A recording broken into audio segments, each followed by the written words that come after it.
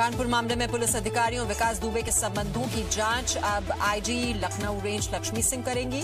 इससे पहले एडीजी जय नारायण सिंह इस जांच को कर रहे थे। आईजी लक्ष्मी संबंधित लोगों के बयान दर्ज करने के लिए कानपुर पहुंचे। कानपुर में पुलिस पर हमले की मजिस्ट्रेट जांच भी शुरू हो गई है।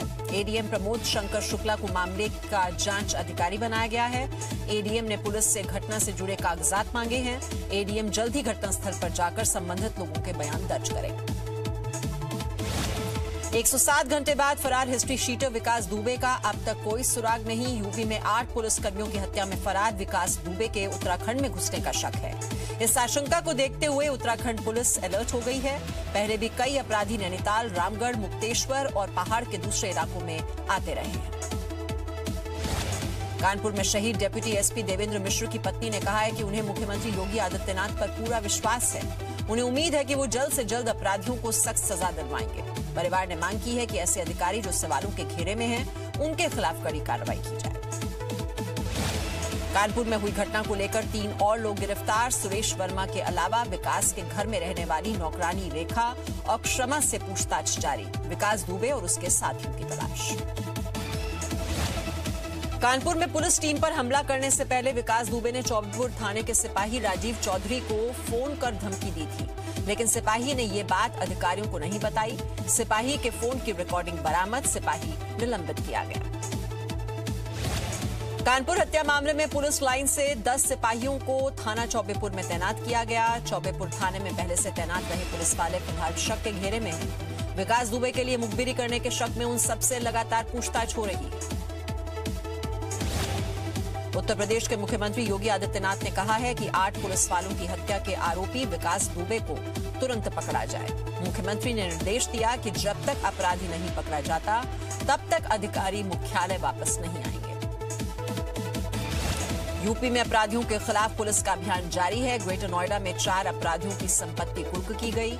इनमें सत्यवीर बंसल और सुमित भाटी की संपत्ति भी शामिल है। सोमवार को पुलिस ने करीब 2 करोड़ रुपए की संपत्ति कुर्क की।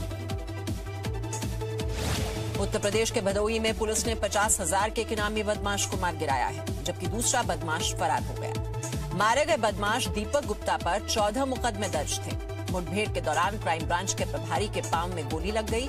वहीं एक सिपाही के बुलेट प्रूफ जैकेट में गोली लगी, वो बाल बाल बचा। जम्मू कश्मीर के पुलवामा में सुरक्षा बलों और आतंकियों के बीच मुठभेड़, एक आतंकी मारा गया। सेना के 2 जवान गंभीर रूप से घायल। इलाके में 2 से 3 आतंकी होने की सूचना पर सुरक्षा बलों ने ऑपरेशन चलाया था। पाकिस्तान के कब्जे वाले मुजफ्फराबाद में चीन और पाकिस्तान के खिलाफ नारे लगे। स्थानीय लोगों का कहना है कि नीलम और झेलम नदी पर अवैध तरीके से डैम बनाया जा रहा है। इससे यहां के लोगों को नुकसान होगा। छत्तीसगढ़ के दंतेवाड़ा में नक्सलियों ने पुलिसकर्मी के पिता का अपहरण किया। सूत्रों के मुताबिक गांव के रहने वाले अजय तेलाम के पुलिस में जुड़ने से नक्सली नाराज थे। इससे चिढ़कर नक्सलियों ने गांव से उनके पिता लच्छू तेलाम का अपहरण कर लिया। गांव के लोग जंगल में उनकी तलाश कर रहे हैं। भारत में प्रतिबंध लगाए जाने के बाद टिकटॉक का अब हांगकांग में भी कारोबार बंद होने जा रहा है। हांगकांग में चीन का नया राष्ट्रीय सुरक्षा कानून लागू होने के बाद टिकटॉक की मालिकाना कंपनी बाइडांस ने वहां पर अपना कामकाज समेटने का फैसला किया है। भारत में चीन के मोबाइल ऐप्स बैन करने का असर दुनिया पर पड़ने लगा है। भारत की देखा देखी अब अमेरिका भी चीन के मोबाइल ऐप्स को प्रतिबंधित कर सकता है। अमेरिका के विदेश मंत्री माइक पॉम्पियो ने कहा है कि हम टिकटॉक समेत चीन के सभी सोशल मीडिया ऐप्स को प्रतिबंधित करने पर विचार कर रहे हैं। जल्द ही इस बारे में फैसला होगा। अमेरिका के विदेश मंत्री माइक पॉम्पियो ने कहा है कि चीन के खिलाफ पिछली नीतियों से काम नहीं चला। अब हमें उसके लिए नई नीति अपनाने के लिए सोचना होगा। पॉम्पियो ने कहा कि हमने उनकी अर्थव्यवस्था को दुनिया के लिए खोलने की कोशिश की, लेकिन हमें इसका कोई फायदा नहीं मिला। अमेरिका के व्हाइट हाउस ने एक बार फिर भारत का साथ देने के संकेत दिए हैं। व्हाइट हाउस ने कहा है कि अमेरिकी सेना चीन के साथ सीमा विवाद में भारत के साथ खड़ी है। दक्षिण चीन सागर में अमेरिकी पोत तैनात किए जाने के बाद इस बयान को काफी अहम माना जा रहा है। अमेरिका के राष्ट्रपति डोनाल्ड ट्रंप ने चीन पर बड़ा आरोप लगाया है। डोनाल्ड ट्रंप ने ट्वीट किया है कि चीन ने अमेरिका और पूरी दुनिया का बहुत नुकसान किया। माना जा रहा है कि डोनाल्ड ट्रंप का ये बयान कोरोना वायरस से महामारी पर है। लद्दाख में सीमा पर चीन झुक गया है। सूत्रों के मुताबिक गलवान घाटी में चीन के सैनिक पीछे हटने लगे हैं। कई बख्तरबंद गाड़ियां वापस गई हैं। चीन के सैनिक गलवान, हॉट स्प्रिंग और गोगरा इलाके से वापस जाते दिखे। चीन के सैनिक पेट्रोलिंग पॉइंट 14 से टेंट हटाते हुए भी दिखे। एनएसए अजीत डोभाल और चीन के विदेश मंत्री के बीच फोन पर बातचीत हुई। दोनों ने करीब 2 घंटे बातचीत की। विदेश मंत्रालय के मुताबिक दोनों देश शांतिपूर्ण माहौल बनाने पर सहमत हुए। सीमा पर चरणबद्ध तरीके से सेना के पीछे हटने पर सहमति बनी। चीन के विदेश मंत्रालय ने भारत से संबंधों पर अहम बयान दिया है। चीन ने उम्मीद जताई है कि भारत सैन्य और राजनयिक स्तर पर उसके साथ करीबी संपर्क में रहेगा, साथ ही सीमा पर दबाव कम करने की दिशा में काम करेगा। चीन ने माना है कि सीमा पर शांति द्विपक्षीय संबंधों के लिए अहम है। सीमा सड़क संगठन ने लेह के पास 3 पुल तैयार किए हैं। ये पुल सामरिक दृष्टि से भारत के लिए बहुत महत्वपूर्ण है। इन पुलों की मदद से एलएसी पर टैंक और भारी वाहन ले जाना आसान हो गया है। तीनों पुलों को सिर्फ 3 महीने में ही तैयार किया गया है। बीआरओ ने खारदुंग ला पास की सड़क को 2 लेन में बदलना शुरू कर दिया है। लद्दाख में बनी दुनिया की सबसे ऊंची रोड है, जो देश को सियाचिन ग्लेशियर तक पहुंच उपलब्ध करवा दी है। इसके बन जाने से सियाचिन तक भारी वाहनों की आवाजाही आसान हो जाएगी। गलवान में चीन के पीछे हटने के बावजूद भारत बॉर्डर पर कोई ढिलाई छोड़ने के मूड में नहीं है। लद्दाख के फॉरवर्ड एयर बेस पर वायुसेना के लड़ाकू जहाज और हेलीकॉप्टर दिन रात सरहद पर गश्त कर रहे हैं। इसके साथ ही ड्रोनों के जरिए चीन की गतिविधि पर लगातार नजर रखी जा रही है। देश में कोरोना संक्रमितों की संख्या 7 लाख के पार हुई। पिछले 24 घंटे में कोरोना संक्रमण के 22,252 नए मामले सामने आए और 467 लोगों की मौत हो गई। 4,39,000 लोग अब तक कोरोना से ठीक हो चुके हैं और 2,59,000 अब भी संक्रमित हैं। गृह मंत्रालय ने यूनिवर्सिटी और कॉलेज की परीक्षाओं के आयोजन को मंजूरी दे दी है। अब फाइनल ईयर के एग्जाम जरूरी होंगे। यूजीसी ने यूनिवर्सिटी के लिए परीक्षा के लिए गाइडलाइन जारी की है। उसके मुताबिक फाइनल टर्म के एग्जाम होंगे। परीक्षा के लिए स्वास्थ्य मंत्रालय की गाइडलाइंस का पालन करना होगा। महाराष्ट्र में कल से होटल, गेस्ट हाउस खुल जाएंगे। कंटेनमेंट जोन के बाहर सामाजिक दूरी और 33% गेस्ट की शर्त के साथ इसकी मंजूरी दी गई है। बिना लक्षण वाले लोगों को ही कमरा मिलेगा। कमरे का तापमान 24 से 30 डिग्री के बीच रहेगा। भारत ने कोरोना का 1 करोड़ टेस्ट का जो आंकड़ा है वो पूरा कर लिया है। आईसीएमआर के मुताबिक पिछले 14 दिन में हर दिन औसतन 2.15 लाख टेस्ट हो रहे हैं। एंटीजन आधारित टेस्टिंग किट आने से जांच काफी तेजी से आगे बढ़ी है। अभिनेता सुशांत सिंह राजपूत खुदकुशी मामले में पुलिस जल्द ही निर्देशक शेखर कपूर से पूछताछ कर सकती है।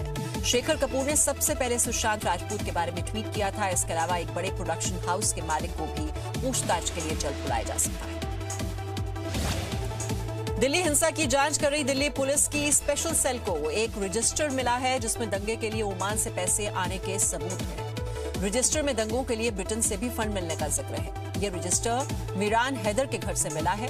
घर से 2.5 लाख रुपए भी मिले। अभिनेता सुशांत सिंह राजपूत की अंतिम फिल्म दिल बेचारा का ट्रेलर रिलीज हो गया है। फिल्म में सुशांत के साथ संजना सांघी दिखेंगी। फिल्म में एक युवा को कैंसर जैसी गंभीर बीमारी से लड़ते हुए दिखाया गया है। जम्मू कश्मीर पुलिस का पूर्व DSP Devinder Singh Pakistan high commission के संपर्क में था। ये बात एनआईए ने अपनी चार्जशीट में कही है। चार्जशीट देविंदर के आतंकवादी ग्रुप के साथ संबंध होने के मामले में दाखिल की गई है। देविंदर इसी साल जनवरी में आतंकियों के साथ पकड़ा गया था। महाराष्ट्र सरकार उद्योग और कारखानों में भूमि पुत्रों को नौकरी में तरजीह देना चाहती है।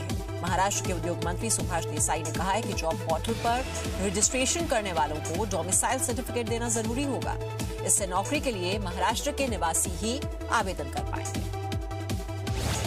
जम्मू कश्मीर के श्रीनगर में रहने वाली युवा फुटबॉलर सुहैरा अशरफ ने एक नई मिसाल पेश की है। सुहैरा अशरफ ने कश्मीर में फुटबॉल को बढ़ावा देने के लिए श्रीनगर में कश्मीर फुटबॉल अकेडमी शुरू की है। इस अकेडमी में वो लड़कों और लड़कियों दोनों को कोचिंग दे रही है।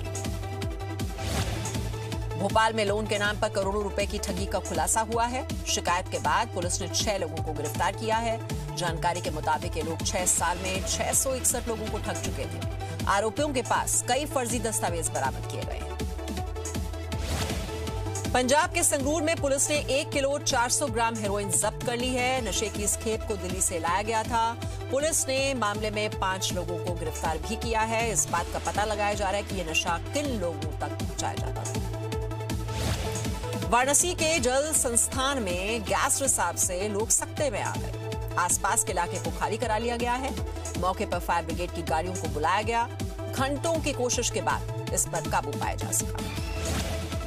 संगम नगरी प्रयागराज में इस बार की इक्का दौड़ में रौनक नहीं दिखी। सावन के सोमवार की शाम को यह आयोजन हुआ, लेकिन इसमें काफी कम लोग जुटे। कोरोना महामारी के चलते इसे सीमित स्तर पर कर दिया गया था। असम के अलग अलग हिस्सों में लोगों को बारिश से थोड़ी राहत मिली है। ब्रह्मपुत्र नदी का पानी थोड़ा कम हुआ है। पिछले हफ्ते यह खतरे के निशान से ऊपर बह रहा था। भारी बारिश से सौराष्ट्र क्षेत्र में जल जमाव की स्थिति पैदा हो गई है। राजकोट का क्रिकेट स्टेडियम भी बरसाती पानी से भर गया। कल यहां पर 4 इंच बारिश दर्ज की गई। शहर के अलग अलग हिस्सों का बुरा हाल हो गया। गुजरात के जूनागढ़ जिले में भारी बारिश की वजह से एक पुल गिर गया। हालांकि इस वजह से किसी को कोई चोट नहीं आई। मौसम विभाग ने कहा है कि अगले 2 दिन गुजरात के कई इलाकों में तेज बारिश लेकर आएंगे। हिमाचल प्रदेश में रावी नदी का जलस्तर काफी बढ़ गया है। 2 बांधों को खोले जाने के बाद ये स्थिति बनी है। आसपास के गांवों पर बाढ़ का खतरा बना हुआ है। प्रशासन ने लोगों से अपील की है कि वो नदी किनारे न जाएं।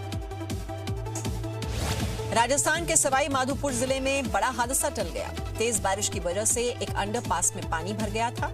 एक वैन चालक ने पानी का अंदाजा लगाए बिना अपनी गाड़ी को अंडरपास में उतार दिया। चालक ने किसी तरह से अपनी जान बचाई।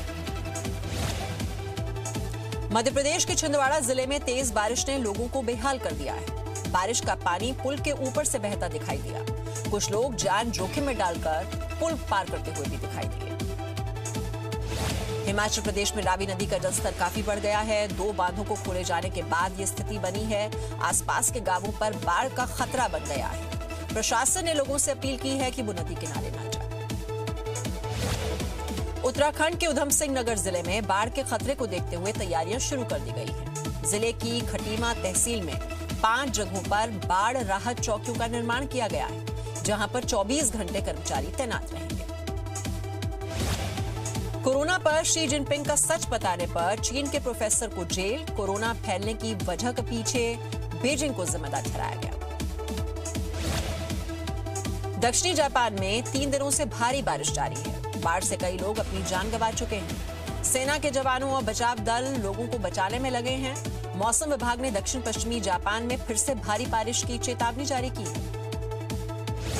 रूस के साइबेरिया के जंगलों में एक बार फिर से आग भड़क गई है। आग की वजह से जंगल का तापमान काफी बढ़ गया है। आग पर काबू पाने की कोशिशें लगातार जारी हैं।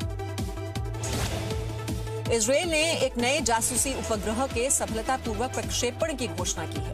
अधिकारियों का कहना है कि इससे क्षेत्र में खतरों की निगरानी में आसानी होगी। ईरान और इजरायल में पुरानी शत्रुता है। इसे देखते हुए इस परीक्षण को काफी अहम माना जा रहा है।